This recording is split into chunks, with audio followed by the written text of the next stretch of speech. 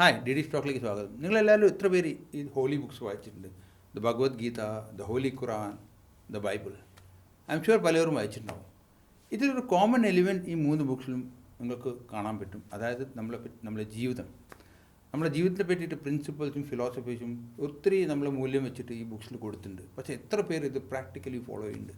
നമ്മൾ പല ജീവിതത്തിൻ്റെ സിറ്റുവേഷനിൽ നമ്മൾ ഹാൻഡിൽ ചെയ്ത് നമ്മൾ ഔട്ട്സൈഡ് കണ്ടീഷൻ, നമ്മൾ ടെക്നോളജി പ്രഷർ, നമ്മളെ ടെക്നിക്കൽ എഡ്യൂക്കേഷൻ, നമ്മൾ സോഷ്യൽ മീഡിയ, ഇതെല്ലാം നമ്മളെ മൈൻഡിൽ ഒരുപാട് ഇൻഫർമേഷൻ ഗ്യാദർ ചെയ്യുമ്പോൾ നമ്മൾ ചെറിയ സ്പേസ് ക്രിയേറ്റ് ചെയ്യാൻ വിട്ടു പോകും നമ്മുടെ മൈൻഡിൽ.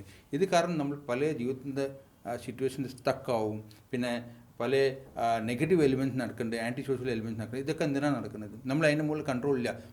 കൺട്രോൾ വേണ്ട. അറ്റ്ലീസ്റ്റ് നമുക്ക് നമ്മളെ തോട്ട് പ്രോസസ്സ് മാനേജ് ചെയ്യാൻ പറ്റും. ഇത് എല്ലാവർക്കും ഒരു തോട്ട് പ്രോസസ്സ് മാനേജ് ചെയ്യാൻ പറ്റുമെങ്കിൽ ഒരു സെൽഫ് മെക്കാനിസം ജനറേറ്റ് ചെയ്യാൻ വേണ്ടി വേറെ എന്താ കാര്യം വേണ്ടത്? നമുക്ക് ഏത് സിറ്റുവേഷൻ ഹാൻഡിൽ ചെയ്യാനുള്ള കപ്പാസിറ്റി നമുക്ക് ജനറേറ്റ് ചെയ്യാൻ പറ്റും.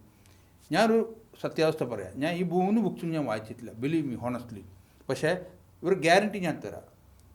നിങ്ങൾ ആ 3 ബുക്സിലും നിങ്ങൾക്ക് കാണുന്നത് ആ ഹ്യൂമൻ ലൈഫ് എലിമെൻറ്റ്സ് നിങ്ങൾക്ക് എൻ്റെ റൂട്ടിംഗ് റെവല്യൂഷൻ പ്രോഗ്രാമിൽ പ്രാക്ടിക്കൽ വേർഷൻ കാണാൻ പറ്റും.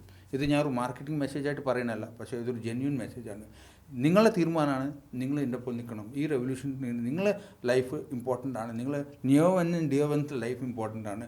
അവർക്ക് വേണ്ടിയിട്ട്, നിങ്ങൾക്ക് വേണ്ടിയിട്ട്, ഫാമിലിക്ക് വേണ്ടിയിട്ട്, സൊസൈറ്റിക്ക് വേണ്ടിയിട്ട്, സ്റ്റേറ്റിന് വേണ്ടിയിട്ട്, നേഷന് വേണ്ടി നിങ്ങൾ ഈ ഒരു തീരുമാനം എടുക്കണം.